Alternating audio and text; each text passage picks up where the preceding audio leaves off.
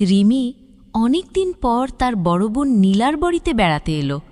শহরের ব্যস্ত জীবন থেকে দূরে নীলাদের ছোট্ট সাজানো সংসারটা তার খুব ভালো লাগছিল। বাড়িতে ঢুকেই সে যেন এক উষ্ণ পরিবেশ অনুভব করল। বোন নীলা তাকে জড়িয়ে ধরল, আর দুলাভাই আরমান হাসি মুখে বলল, এতদিন পরে এলে, এবার কিন্তু অনেক দিন থাকতে হবে। প্রথম দিন থেকেই সবাই তাকে খুব যত্ন করছিল। নীলা রান্নাঘরে তার পছন্দের খাবার বানাচ্ছিল, আর আরমান বারবার খোঁজ নিচ্ছিল কোনো অসুবিধে হচ্ছে কিনা। এমন আন্তরিকতা দেখে রিমির মন ভরে গেল। সে ভাবল তার বোন সত্যিই ভালো আছে। কিন্তু কয়েকদিন যেতে না যেতেই রিমি কিছু অদ্ভুত ব্যাপার খেয়াল করতে লাগল। আরমানের আচরণে যেন অতিরিক্ত মনোযোগ। সে যখনই ঘরে আসে, আরমান কোনো না কোনো কথা বলে তার পাশে থাকার চেষ্টা করে। কখনো তার পছন্দের গল্প, কখনো পড়াশোনার কথা, সব কিছুতেই যেন বাড়তি আগ্রহ। প্রথমে রিমি ব্যাপারটা স্বাভাবিকভাবেই নিয়েছিল। সে ভাবল হয়তো দুলাভাই তাকে ছোট বোনের মতোই আপন করে নিচ্ছে। কিন্তু একদিন দুপুরে নীলা বাজারে গেলে আরমান হঠাৎ বলল, তুমি আসার পর বাড়িটা অনেক প্রাণবন্ত হয়ে গেছে। সাধারণ একটি বাক্য হলেও রিমির মনে অস্বস্তি জাগল। কথার ভঙ্গিতে এমন কিছু ছিল যা তাকে অদ্ভুত লাগল। সে হালকা হেসে অন্যদিকে চলে গেল, কিন্তু মনের ভেতর একটা অজানা সন্দেহ রয়ে গেল। সেই রাতে রিমি অনেক ভাবল। হয়তো সে বেশি ভাবছে, হয়তো বিষয়টা একদম সাধারণ, কিন্তু মন যেন বারবার সতর্ক করছিল, কিছু একটা ঠিক নেই। পরদিন সকালে নাস্তার টেবিলে আবার আরমানের বাড়তি যত্ন দেখে রিমি আরও দ্বিধায় পড়ে গেল। নীলা কিছুই বুঝতে পারছিল না।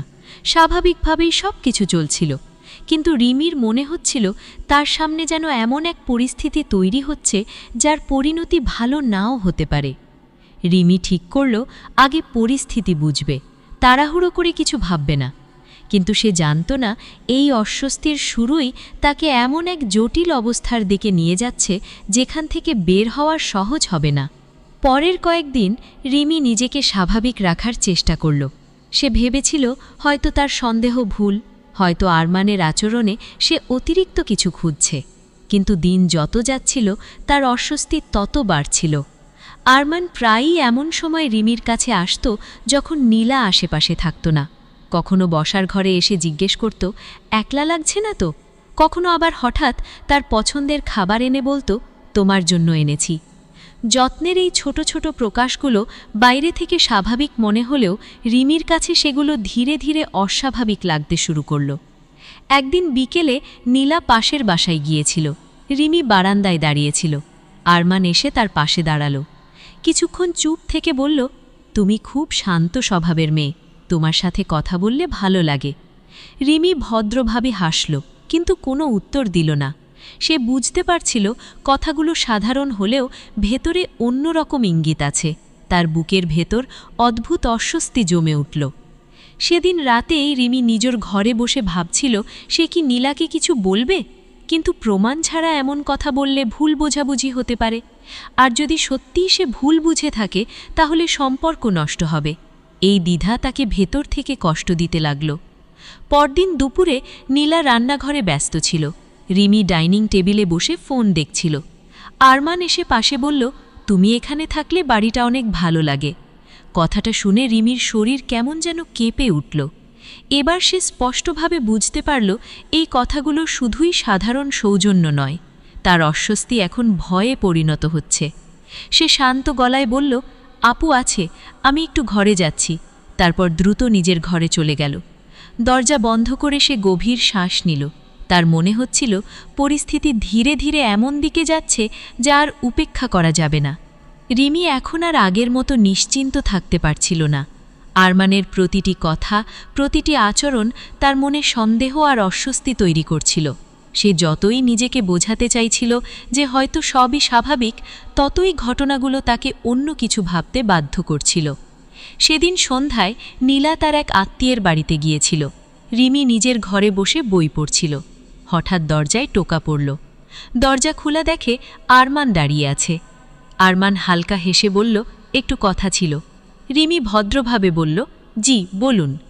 আরমান ঘরের ভেতর এসে কিছুক্ষণ চুপ করে দাঁড়িয়ে রইল। তারপর ধীরে বলল, তুমি আসার পর থেকে তোমাকে অনেক আপন মনে হয়।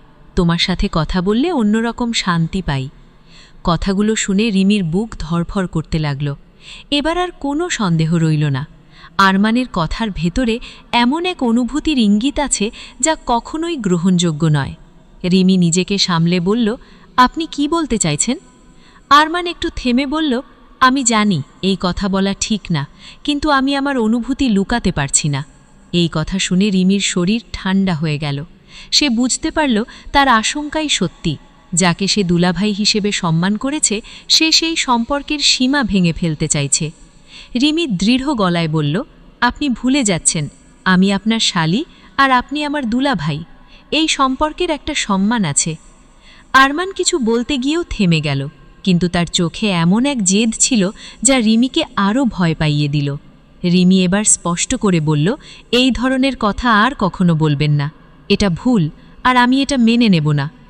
কথাগুলো বলে সে দরজার দিকে ইঙ্গিত করল। আরমান কিছুক্ষণ চুপ করে দাঁড়িয়ে থেকে ধীরে ধীরে ঘর থেকে বেরিয়ে গেল। দরজা বন্ধ করে রিমি বিছানায় বসে পড়ল। তার হাত কাঁপছিল। এতদিন যে সন্দেহ তাকে কষ্ট দিচ্ছিল, আজ সেটাই সত্যি হয়ে সামনে দাঁড়িয়েছে। এখন তার সামনে সবচেয়ে বড় প্রশ্ন, সে কি নীলাকে সব বলবে? যদি বলে তাহলে সংসারে ঝড় উঠবে, আর যদি না বলে তাহলে হয়তো এই সমস্যা আরও বাড়বে। রিমি জানত এবার তাকে সিদ্ধান্ত নিতেই হবে, কারণ নীরবতা এখন শুধু ভয় বাড়াবে। সারা রাত রিমির চোখে ঘুম এলো না। আরমানের বলা কথাগুলো বারবার তার কানে বাজছিল। সে ভাবছিল, এত বড় একটা সত্য কি সে নীলার কাছে বলবে, নাকি চুপ করে থাকবে? যেদিকেই তাকায় শুধু অশান্তির আশঙ্কা। পরদিন সকালে নীলা আগের মতোই স্বাভাবিক ছিল। সে হাসি মুখে নাস্তা বানাচ্ছিল আর রিমির সাথে নানা কথা বলছিল। নীলার মুখের দিকে তাকিয়ে রিমির বুকটা ভারী হয়ে উঠল। এই মানুষটা তার স্বামীকে বিশ্বাস করে, ভালোবাসে। সেই বিশ্বাস ভেঙে যাওয়ার খবর কি সে দিতে পারবে? রিমি সিদ্ধান্ত নিতে পারছিল না, কিন্তু তার ভেতরে একটা কথা বারবার জ্বরে উঠছিল, চুপ থাকলে অন্যায় আরও বাড়বে। দুপুরে নীলা বাইরে যাওয়ার পর আরমান আবার রিমির সামনে এলো। তার মুখে এক ধরনের অস্থিরতা। সে নিচু গলায় বলল, কাল যা হয়েছে সেটা নিয়ে নীলাকে কিছু বলো না প্লিজ, আমি ভুল করেছি। রিমি ঠান্ডা গলায় বলল, ভুল বুঝতে পারলে আবার আমার সামনে আসছেন কেন? আরমান মাথা নিচু করে বলল, আমি চাই না সংসারটা ভেঙে যাক। একবারের ভুলের জন্য সব শেষ হয়ে যাক, এটা চাই না। রিমির মনে রাগ আর ঘৃণা জমে উঠল। সে বলল, সংসার ভাঙার কথা এখন মনে পড়ছে? যখন এই কথা বলছিলেন তখন মনে ছিল না? আরমান চুপ করে রইল। তার মুখে অনুশোচনার ছাপ ছিল, কিন্তু রিমি জানত এখন সে শুধু নিজের ভয় থেকে কথা বলছে।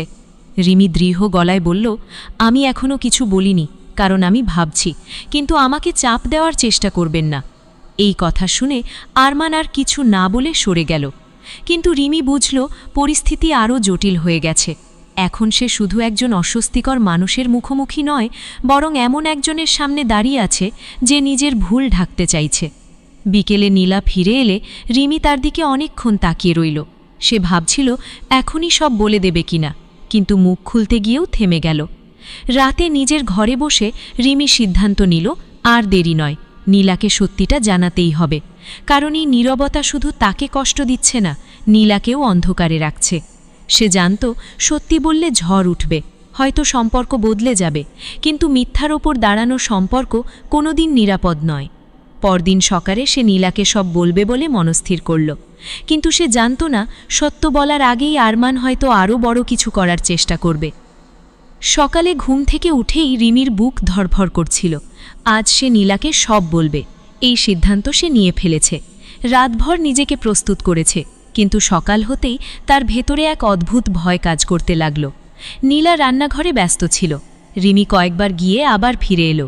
কিভাবে কথা শুরু করবে বুঝতে পারছিল না। সে জানত এই কথার পর আর কিছু আগের মতো থাকবে না। অবশেষে দুপুরে সুযোগ পেয়ে রিমি নীলার পাশে গিয়ে দাঁড়াল। কাঁপা গলায় বলল, আপু, তোমার সাথে একটা জরুরি কথা আছে। নীলা অবাক হয়ে তাকালো। কি হয়েছে? তোকে খুব চিন্তিত লাগছে। রিমি কিছু বলার আগেই হঠাৎ আরমান ঘরে ঢুকে পড়ল। তার চোখে উদ্বেগ স্পষ্ট। সে বুঝে গেছে রিমি আজ সব বলতে যাচ্ছে। আরমান তাড়াতাড়ি বলল, রিমি, তোমার সাথে একটু কথা আছে। রিমি এবার আর পিছু হটল না। সে দৃঢ় গলায় বলল, না, এখনই কথা হবে, আর আপুর সামনেই হবে। নীলা বিস্মিত হয়ে দুজনের দিকে তাকালো। ঘরের পরিবেশ মুহূর্তেই ভারী হয়ে উঠল। রিমির গলা কাঁপছিল, তবু সে বলল, আপু, দুলাভাই কয়েকদিন ধরে এমন কিছু কথা বলছে, এমন আচরণ করছে যা ঠিক নয়। আমি প্রথমে ভেবেছিলাম ভুল বুঝছি, কিন্তু এখন বুঝেছি ব্যাপারটা সত্যি। কথাগুলো শুনে নীলা স্তব্ধ হয়ে গেল। তার মুখের হাসি মিলিয়ে গেল। সে অবিশ্বাসের চোখে আরমানের দিকে তাকিয়ে বলল, ও কি বলছে? আরমান তাড়াতাড়ি বলল, না, ব্যাপারটা তেমন নয়, রিমি ভুল বুঝেছে। রিমির বুকের ভিতর আগুন জ্বলে উঠল। সে বলল, আমি ভুল বুঝিনি, আপনি নিজেই আমাকে বলেছিলেন আপনার অনুভূতির কথা। নীলার চোখে জল চলে এলো। সে কাঁপা গলায় বলল, আরমান, এটা কি সত্যি? আরমান চুপ করে দাঁড়িয়ে রইল। তার নীরবতাই উত্তর হয়ে গেল। নীলার চোখ বেয়ে জল গড়িয়ে পড়ল। সে যেন বিশ্বাসই করতে পারছিল না, যাকে সে এতদিন নিঃস্বার্থ বিশ্বাস করেছে সেই মানুষই এমন করতে পারে। রিমির নিজেরও চোখ ভিজে উঠল। সে কখনো চায়নি তার বোন এভাবে ভেঙে পড়ুক, কিন্তু সত্যিটা লুকিয়ে রাখলে আরও বড় অন্যায় হতো। নীলা ধীরে ধীরে বলল, তুমি আমার বিশ্বাস ভেঙে দিয়েছ। আরমান কিছু বলতে গিয়ে থেমে গেল। তার কাছে আর কোনো অজুহাত ছিল না। ঘরের ভিতর নীরবতা নেমে এলো। সেই নীরবতার ভিতর ভাঙা বিশ্বাসের শব্দ যেন আরও স্পষ্ট হয়ে উঠল। রিমি বুঝতে পারছিল সত্যিটা প্রকাশ হয়েছে, কিন্তু এখন ঝড়ের শুরু। এই সত্য তাদের সম্পর্ককে কোথায় নিয়ে যাবে তা এখনও অজানা। নীলা কান্না ভেজা চোখে বলল, আমাকে একটু সময় দাও। এই একটি বাক্যে বোঝা গেল সব কিছু আর আগের মতো থাকবে না।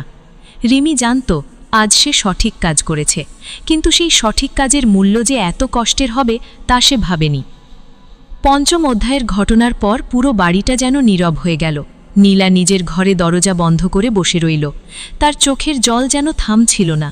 যাকে সে এতদিন নিঃস্বার্থ বিশ্বাস করেছে, সেই মানুষই তার বিশ্বাস ভেঙে দিয়েছে। এই সত্য মেনে নেওয়া তার জন্য খুব কঠিন ছিল। রিমি বাইরে বসেছিল মাথা নিচু করে। তার মনেও কষ্ট।